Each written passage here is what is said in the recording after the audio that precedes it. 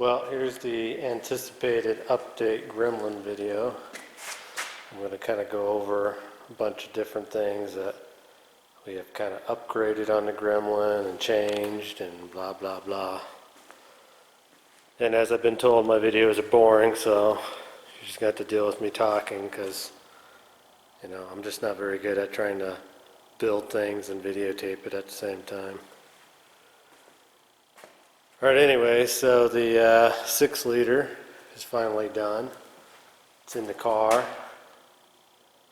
all in its glory, even though it's technically the same sized engine as the 4.8, just different internals and stroke and whatnot, crankshaft. But once again, there's the laser mounts, all nice and snug inside the engine bay there.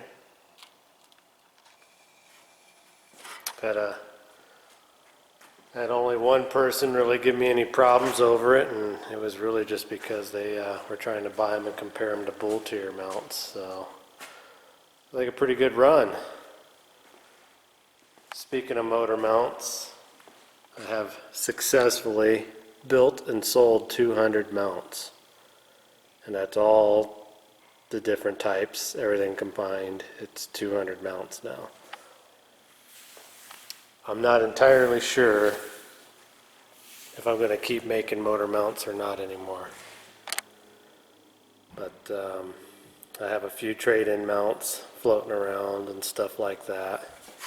So I do have a few mounts floating around, but as far as me going and having more plates made and taking the time to make them and everything else, I really wish I could put more time into them and package them a lot neater and do a lot more stuff, but my time is limited. I got so much stuff going on that I get in a hurry, and sometimes they don't come out the way I want them to come out. So keep that in mind. Like I said, I don't know. It's all up in the air whether I'm going to make mounts or not anymore. But it was a good run.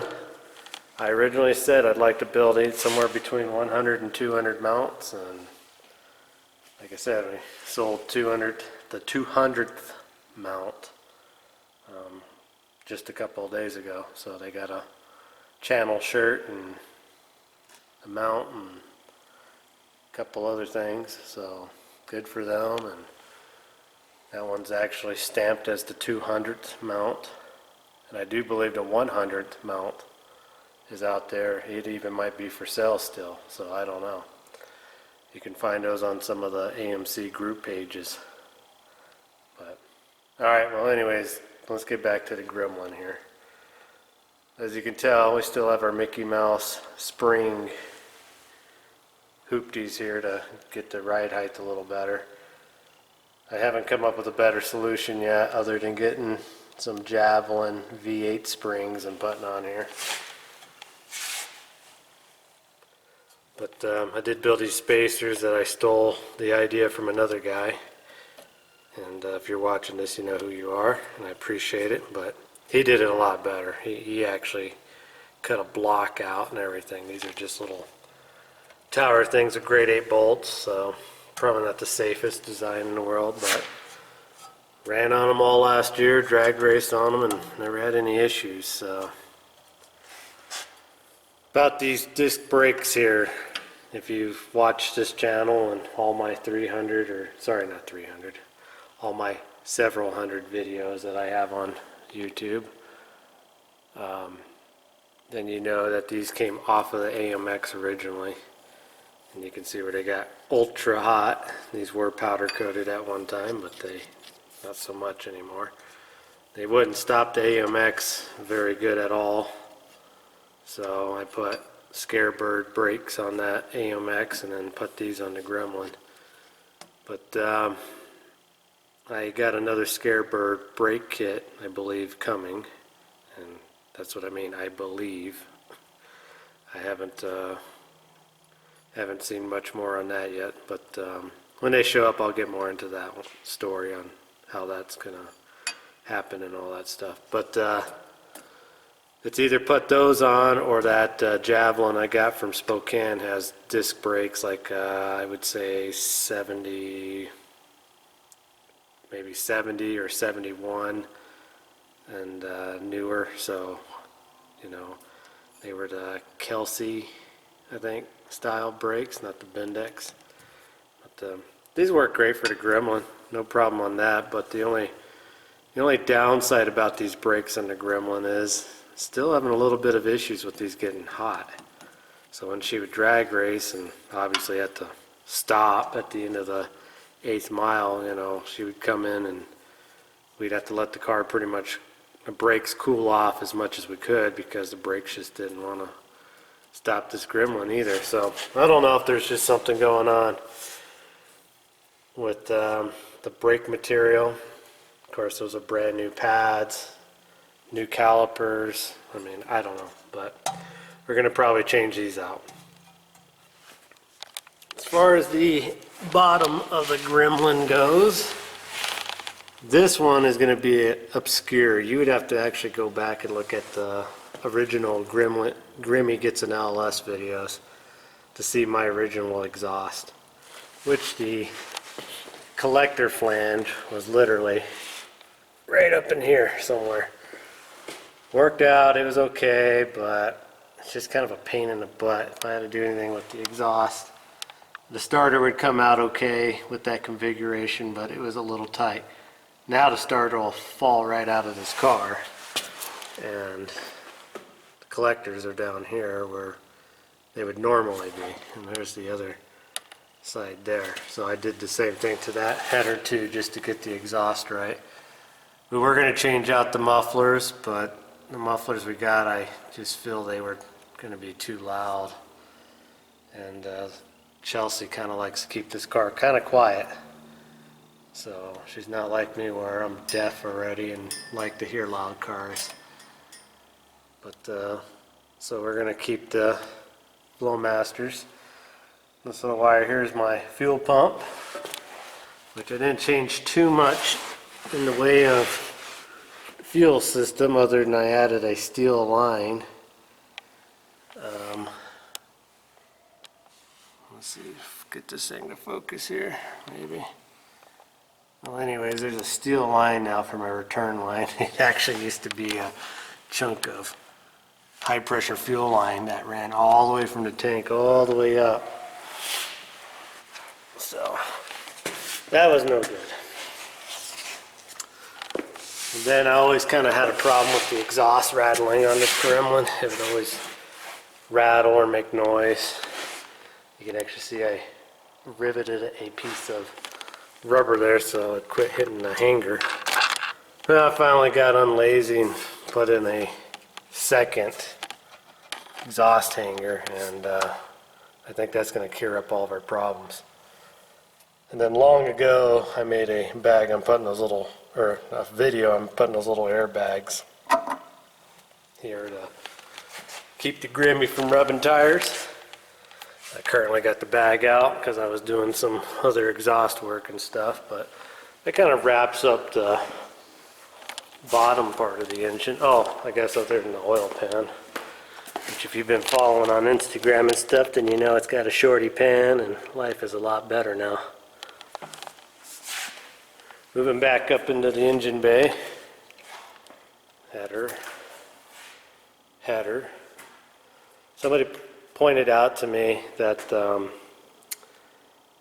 you know, you can get the motor center or straight, you know, like this, level, but they were saying the motor always kind of sits off to the side about 3/4 of an inch, and you know, they asked me, why is that? You know, you say that the motor will fit in straight. Well, it will fit in straight. The reason it's off to the side 3/4 of an inch is because what are you going to do about an exhaust on this side of the car? If I actually built those mounts to where everything was exactly centered, you'd never get an exhaust on this. You'd have to do all kinds of crazy work to get any kind of header over there. Now I've tried exhaust manifolds and everything, they will all fit on here. you know, but obviously cast iron exhaust manifolds aren't going to work out very good. But like I said, if it was just over a little bit more, you'd never clear that steering column. So that's the reason that it favors this side of the engine bay, because most all the headers I've tried and messed with, they seem to fit okay and gives you the clearance you need. Now, you're never going to go and really look at this engine and know that it's slightly over. I mean, you would have to really start, you know, getting technical with it to see it, but it does sit over a little bit. Your transmission, you know, when it's all said and done, sits slightly off to the side, but it's not anything noticeable. Nothing is going to cause any kind of kinks in the U-joints or anything like that. The hole for the cold air intake, and it's actually where the overflow for the radiator hides, is inside that wheel well too.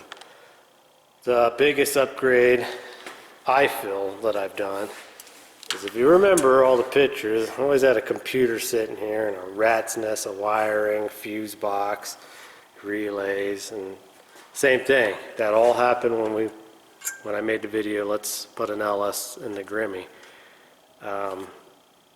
I did it really super quick. I think I did that, and I put this engine in this gremlin in the tune of like 5 days. And that was building wiring harness and everything. So it was never really installed very good. It was all just hanging together with electrical tape, and it was hideous, I'll admit. I'll be the first one to tell you. But with this wiring set up, this wire down here actually goes to the mass airflow sensor, but if you ignore that, this is it. This is what you see. This engine's already wired. Every sensor on this engine's hooked up right now. Now I got to tidy it up some, but there's not going to be all that crap hanging over here, except for the original wiring that goes to the headlights and stuff will still come over here. All that stuff hanging out of that hole there and those multiple colored wires, none of that'll be there anymore. That blue wire won't be there anymore. And these rubber fuel lines are going to disappear, because like I said, we're going to continue on and make steel lines all the way up to the pressure regulator there.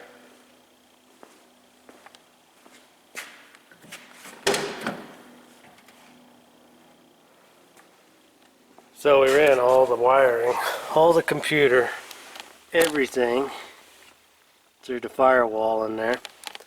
As you can tell, there's the fuse panel now. They used to sit out on the wheel well, and it all kind of goes up inside there and wraps around everything. And I put it all in the glove box. So you close your glove box, you open it up. This is bolted in. It's just a metal shield I made. This glove box is always kind of broken and ratty. It never really held anything. But then I gotta glue that guy back in there. And yes, I have the little dilly bopper and the thing for the light for the glove box, so I'm hoping to rivet this thing back on and make it a little bit stronger so we can get our light working in. But anyways, so behind there is the computer and the relays. And then this mess right here is all the wiring that goes out. Like this blue wire goes to the fuel pump, and these are already wired up to the relays. This green wire goes to the scanner over there, so we can hook it up and tune the engine. The pink wires are ignition 12 volt. The two red wires are battery. They go directly to a battery source. The yellow wire is the tach. And I believe this tan wire is the TCC, which is the transmission torque converter lockup thing that you hook over to your brake pedal. But I just got to get these all hooked up and finished up, but same thing, you know. Just got to find a time to do it. I'll probably put a nice wire connector on here so that it can be all quick release.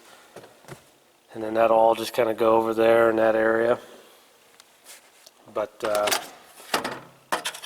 I will grab my wrench here and I'll pull that out real quick so we can look behind the glove box. So they're really not too bad to take it out. I mean, gonna have to have a 8mm wrench, but what I plan on doing is getting this to make it just slightly more easy so I can get my bolt started. These glove boxes are slotted for adjustability. I'm probably just going to cut out that last little bit so I can get my screw started and then slide this in there. But anyways, so I have never had to work on this computer or any wiring on the fly, but just in case I ever had to. So there's the wiring mess now. It's all contained up in here. There's the relays for the fuel pump and the transmission. And I'm actually going to stick a piece of metal or something just to keep the sun rays from burning down on everything. But on the back of this, I did make myself a diagram. So if I'm looking at it, I know that's the computer. That one's the TCC and that other one's the fuel pump. And then I got the wiring for it because the TCC is a really strange wiring for the relay, and it has to be because it's operated, it's sensed off of the brake pedal by applying the brake pedal, so it's kind of a crazy one. And then here's all my pinouts. This is it. Off of that computer, these are the only pinouts that we use for anything for this LS swap. So got them labeled, I got the color of the wire so I can look if I have to. Those numbers that you see there are actually, probably won't really be able to see them, but those are the pinouts right there. You can kind of see 78, 79, 80.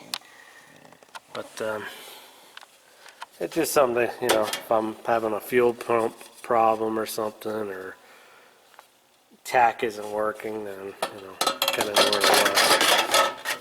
So that just sits in there. You know, I can still put, you know, I might put a little metal rod kind of band here so I can stick my insurance and whatever I need, but it's better than nothing. So, and of course I had to put the sticker on there. But yeah, all in all, the gremlin's coming along pretty good. The wife kind of wants an actual radio to work in this, and I didn't cut those holes in the gremlin. They've always been there, but might actually try to see about getting her a radio this year so she has something to listen to. And these poor armrests are really had it, but we got these. Pretty good shape. And I've actually got the metal strip that goes across there too. But I think I can just get some vinyl paint and paint these black and put them on. I think they're exactly, yeah, pretty much the same thing. But I got two of them because the driver's one's not in very good shape either. But we'll patch that up some other time. And then lastly, you know, I've actually been asked this quite a bit. Am I going to fix the little rust holes? Are we ever going to paint this car? And the answer is maybe. But, you know, same thing. I'm busy. I've got a full-time job and we don't have any help as everybody's suffering for getting people to work. And it's all I can do right now to get the gremlin going.